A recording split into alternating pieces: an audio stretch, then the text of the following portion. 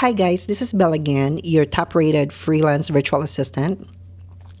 So, today's video, ako ang tukion kung giunsa na ako pagland og first job sa Upwork. Kidaghamag ng message na ako, and I hope this answers your question.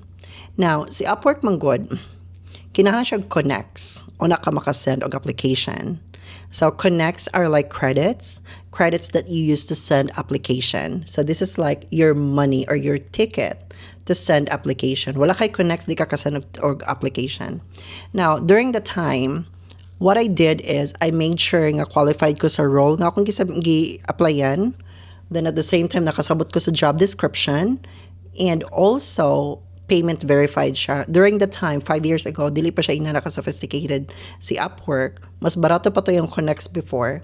Pero lisod ka siya i-identify kung legit ba nga clients or dili.